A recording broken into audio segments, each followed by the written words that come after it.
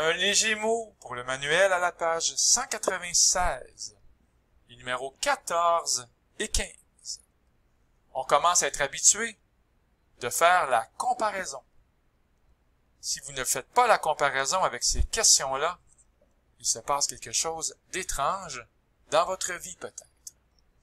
Ce que j'aime ici, c'est que il y a une équation qui est facilement donnée avec le texte. C'est Michael qui reçoit 4% du montant de ses ventes, plus un salaire de base de 280 $. Donc, c'est écrit Y est égal à 280 plus 0,04x. Mais ce qui est le fun, c'est pour notre autre ami, qui s'appelle Dominique, lui, on donne pas la règle aussi rapidement. Dominique, lui, il garde ses mystères.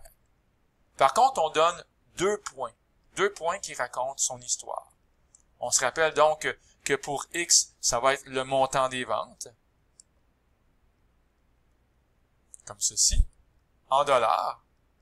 Et ici, pour Y, ça va être son salaire en dollars. Finalement, c'est la même chose pour les deux amis. Donc, c'est bien dit dans le texte, Dominique travaille dans une boutique, il reçoit un salaire de base et une commission proportionnelle à ses ventes. Donc, c'est vraiment le même principe.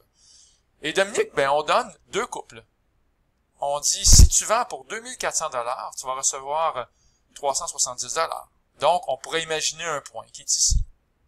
2400 $ pour X et 370 pour Y.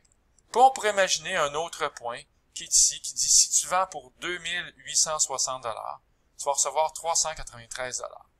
Évidemment, mon graphique n'est pas du tout à l'échelle, c'est plutôt une esquisse. Bref, juste pour vous rappeler pour la 14e fois, donc, que lorsqu'on a 2 points, c'est facile de trouver la règle en faisant Y2 moins Y1 sur X2 moins X1. Et c'est ça qui a été fait ici. Donc, on a trouvé un taux de variation de 0,05. Donc, Dominique reçoit 5% de son montant de vente en commission. Et en remplaçant, on va trouver un B de 250. C'est son salaire de base. Donc, c'était ça la petite difficulté ici. Il fallait trouver la règle pour notre ami Dominique. Mais on a percé le secret. Alors, on a les 2 règles pour Dominique, pour Michael. Alors, tout ce qui reste à faire, c'est la comparaison. Je vous invite à faire pause, à prendre votre temps. On réalise que lorsque le montant des ventes est de 3000 $, il semble avoir ici les coordonnées d'un point de rencontre. Alors, le X, c'est 3000, et le Y, en remplaçant X par 3000 à chaque fois, est de 400. Il faut lire la question. Quel est ce salaire? Alors, le salaire, c'est bien 400 $. Et à quel montant de vente? C'est au montant de 3000 $ que nos amis vont avoir le même salaire. À la question suivante, j'aime bien cette question-là. Si chaque personne donne 15 $, il manque 33 $. Et si chaque personne donne 20 $, il y a 27 $ de trop. Qu'est-ce qu'on ne connaît pas clairement? C'est le nombre de personnes et le prix du repas. Vous connaissez pas quelque chose en mathématiques? N'ayez pas peur. Mettez des lettres. Mettez X. Mettez Y. Faites vivre vos variables. Alors, le prix du repas, Y, c'est 15 $ pour chaque personne. Alors, tout le monde donne un 15 $. Et en plus, il faut mettre un 33 $ parce qu'il manque un 33 $. Donc, le prix du repas, 15X plus 33. Mais le prix du repas, c'est aussi 20X moins 27. Parce que si tous les gens donnent 20 $, donc 20 $ fois le nombre de personnes, on enlève 27 $ parce qu'il y a 27 $ de trop. Alors, c'est juste ça.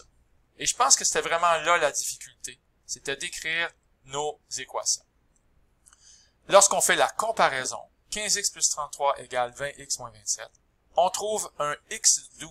Alors, il y avait 12 personnes au souper. Et en remplaçant X par 12 dans chacune des 2 équations, ça nous donne 213 $. C'est le prix de la facture. Attention de bien lire. Quel est le prix d'un souper? Alors, il faut prendre le 213 $ et le diviser avec les 12 amis. Donc, pour un repas, c'était 17,75 $. Est-ce que je l'ai dit? J'aime bien cette question-là. Alors, c'est tout. C'était le corrigé pour le manuel, page 196, numéro 14 et 15. Bye tout le monde!